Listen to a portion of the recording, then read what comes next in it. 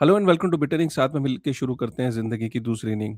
सबसे important update इस वक्त का ये है कि ईरान और अमेरिका के बीच में ये डिसाइड हो गया कि वो पीस डील को जो है वो साइन करने जा रहे हैं। एक मेमोरेंडम ऑफ अंडरस्टैंडिंग को साइन करने जा रहे हैं। 19 जून को वो स्विट्जरलैंड के अंदर साइन करेंगे। फिलहाल ये डिसाइड हो गया है कि एक दूसरे के ऊपर जो मिलिट्री एक्शन है उसको वो कंप्लीटली बंद कर देंगे और इसमें लेबनान भी इंक्लूडेड है। लेकिन ऑब्वियसली अभी इज़राइल की भी बात करेंगे कि वो इस चीज़ से खुश नहीं है, क्यों खुश नहीं है वो भी डिस्कस करेंगे। बट सबसे इम्पोर्टेंट बात ये है कि फाइनली अभी तक ये होता था कि डोनाल्ड ट्रम्प क्लेम करता रहता था। 39 टू 40 टाइम्स ही क्लेम्ड कि कल एग्रीमेंट साइन हो रहा है, कल एग्रीमेंट साइन हो रहा है। बट फाइनली इसको ईरान ने भी कंफर्म कर दिया है कि हाँ, एग्रीमेंट साइन होने जा रहा है। एक तो हम इस पे थोड़ा-सा टाइम स्पेंड करेंगे कि एग्रीमेंट के अंदर क्या-क्या चीज़ें हैं, इसका क्या इम्पैक्ट पड़ेगा क्रिप्टो पे, गोल्ड पे, बाकी मार्केट्स पे, लेकिन पर्टिकुलरली क्रिप्टो पे। क्योंकि क्रिप्टो के अंदर हम अब वापस से देख रहे हैं कि एक्सुबरेंस आ गई है, ठीक है? एक वापस से एक कमबैक सा लग रहा है। बट ये क्या सस्टेनेबल है? और इतने फ्रेजाइल एनवायरनमेंट में क्या हमें ये 100% सोच लेना चाहिए कि अब वॉर नहीं होगी आगे फ्यूचर में?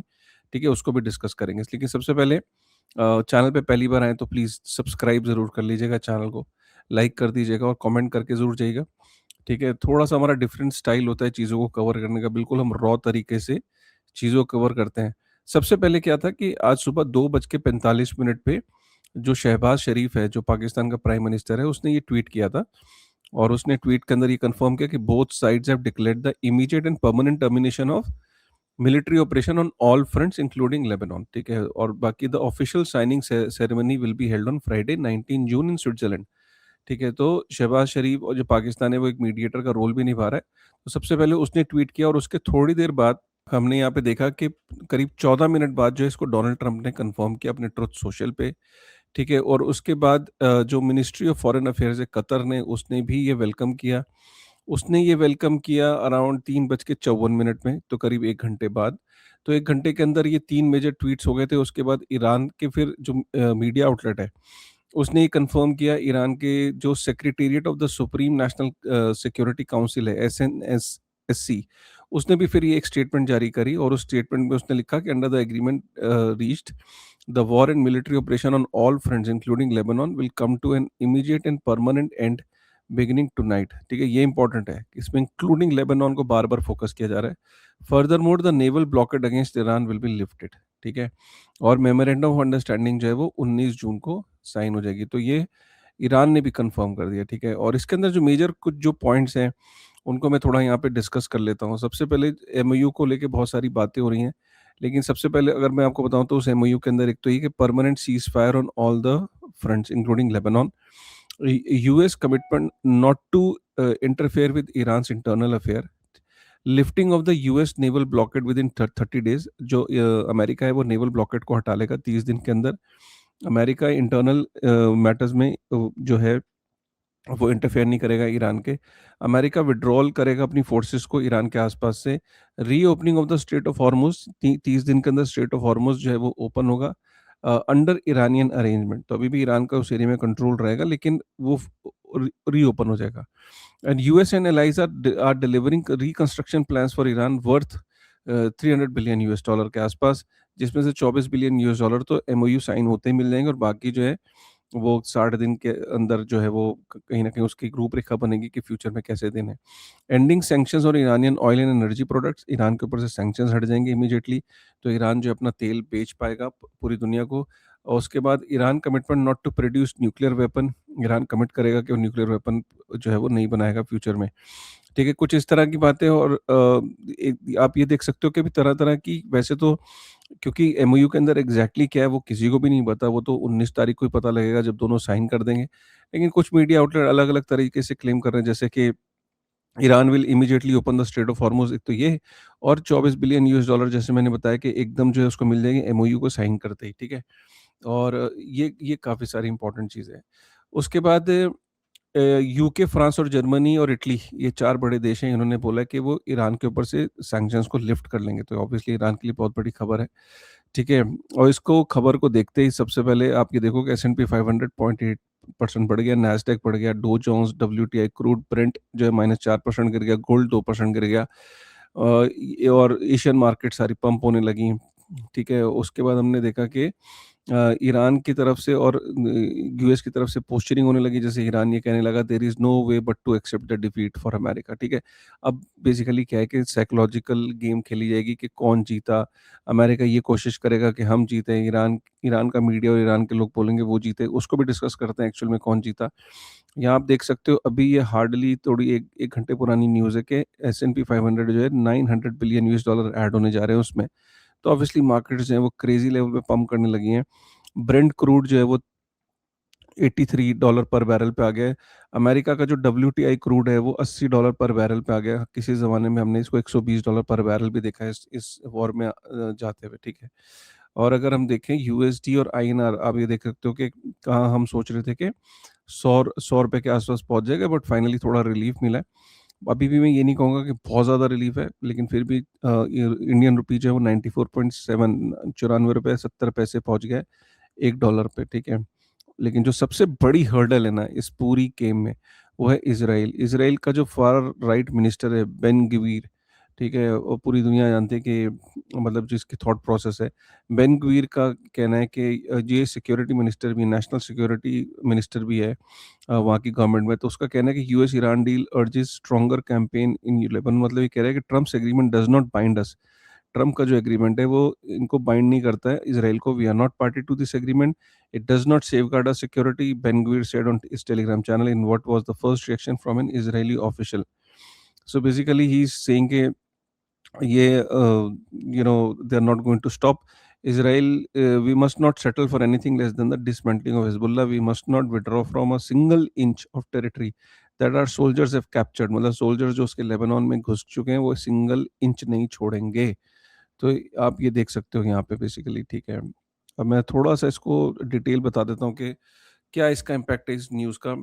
एक तरीके से समझिए कि कुछ भी है, ये वॉर शुरू इसलिए हुई थी कि न्यूक्लियर वेपन्स जो डिस्ट्रॉय करने हैं, और जो न्यूक्लियर एनरिचमेंट है ईरान के अंदर उसको रिकवर करना है, न्यूक्लियर जो जो डस्ट है उसको रिकवर करना है। और ईरान को 3-4 दिन 5 दिन के अंदर अमेरिका ने ये प्लान किया था, लेकिन ये वॉर लंबी खिंच गई। इस पूरे सिनेरियो में अगर आप देखो तो Iran has turned out to be the winner, ठीक है। स्ट्रेट ऑफ हॉर्मुज़ ओपन हो रहा है, ये कोई जीत थोड़ी ना है, ये तो पहले भी ओपन ही था, तो ये वॉर लड़ी क्यों, ठीक है। दूसरा, इसमें अगर आप देखो तो ईरान के कई इंपॉर्टेंट चीज़ें हैं। एक तो स्ट्रेट ऑफ हॉर्मुज़ ओपन होने के साथ साथ यूएस जो है वहाँ से ब्लॉकेट को हटा रहा है। तो इसमें जो सबसे इंपॉर्टेंट है, जो ईरान के लिए सबसे बड़ी जीत है, वो सैंक्शंस हट हट रहे हैं उसके ऊपर से। अब ईरान के लिए सबसे बड़ी बात ये है कि एक तो सैंक्शंस हटने से वो अपना तेल जो है वो बेच पाएगा पूरी दुनिया को। स्विफ्ट के थ्रू कोई भी उसको डॉलर में पेमेंट कर सकता है, ठीक है। तो आप ये सोचिए कि ईरान के तेल की पूरी मार्केट ओपन हो जाएगी, यूरोप में बेचेगा, हर जगह बेचेगा, ठीक है। उसके अलावा आप ये देखो कि उसके जो फ्रोज़न फंड्स हैं वो $24 बिलियन, एक $300 बिलियन फ्यूचर में। आप सोचो कि उसको अगर इतना मोटा पैसा तो कभी मिलना नहीं था ना, वो उसको इतना मोटा पैसा मिलेगा तो ईरान यहाँ से स्ट्रॉन्ग ही हो जाएगा, ठीक है। उसके अलावा अगर आप देखो तो लेबनान पे उसने शर्त रखी थी कि लेबनान इसका पार्ट बनेगा, तो लेबनान पे भी अमेरिका मान गया, तो कहीं न कहीं ये भी ईरान की जीत है।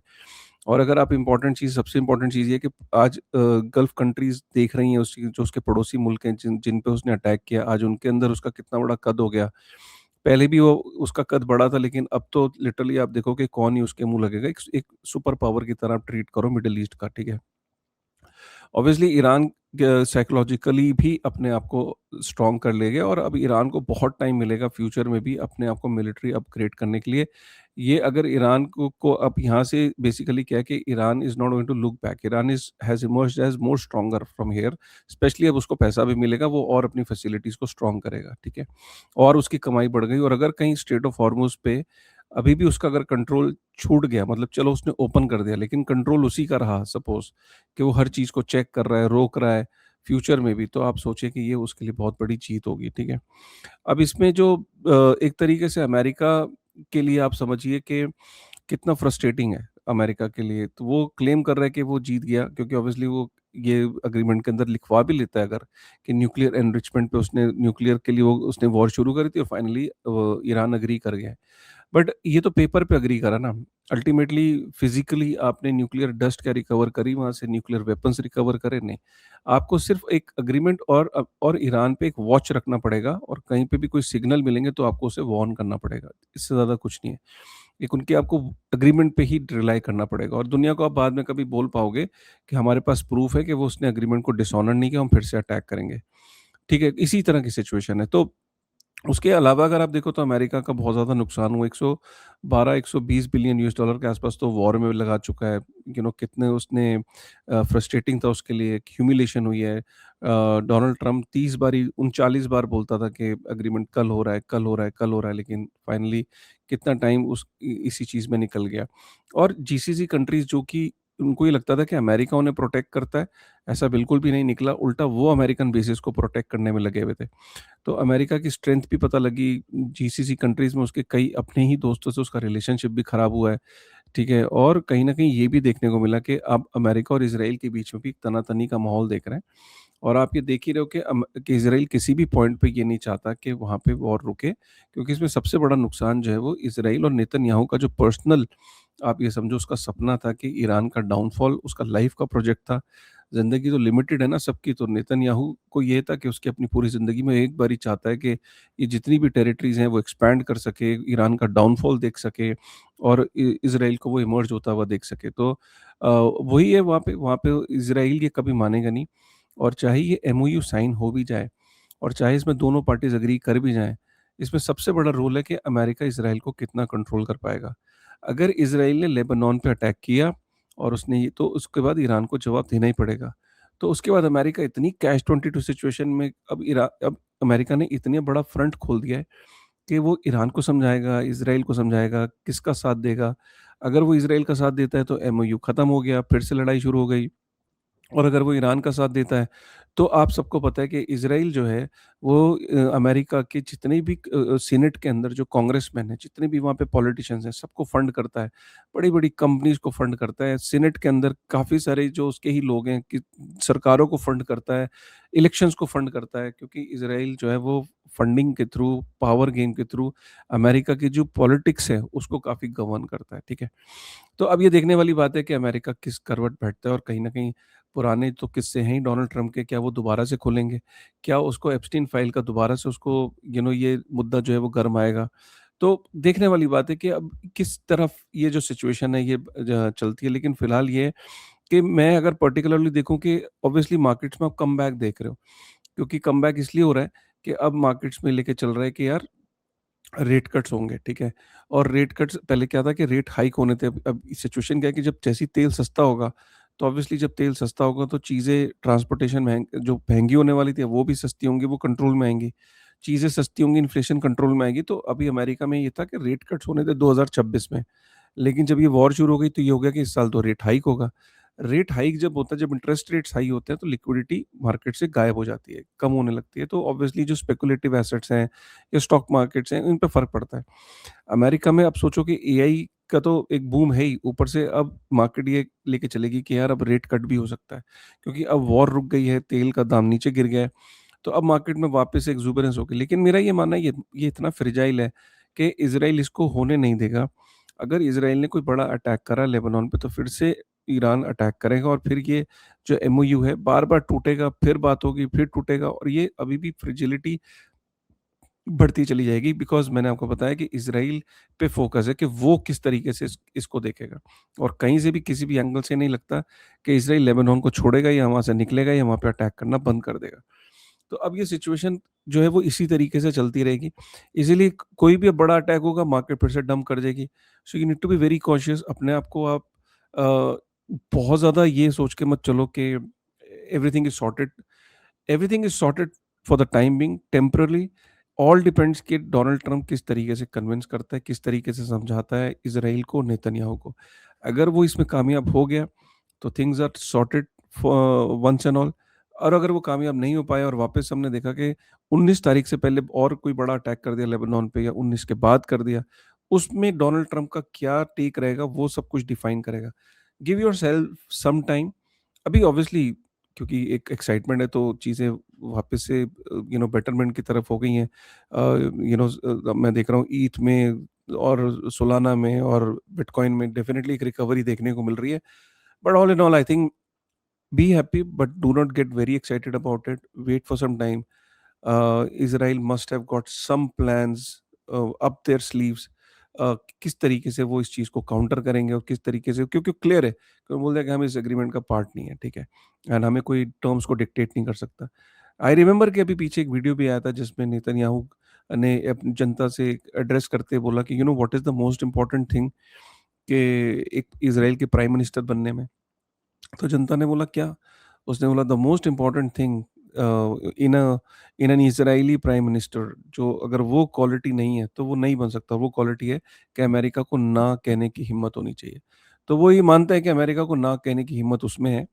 एंड आई थिंक वो टोन और वो इक्वेशन सेट करेगी कि आगे हम कंप्लीटली वॉर को एंड होते हुए देखते हैं या नहीं देखते हैं, ठीक है? कैसे लगा आपको ये आज का टेक, एक बारी कमेंट करके बताइएगा। मिलते हैं फिर से एक नई वीडियो में, तब तक thank you very much and good bye.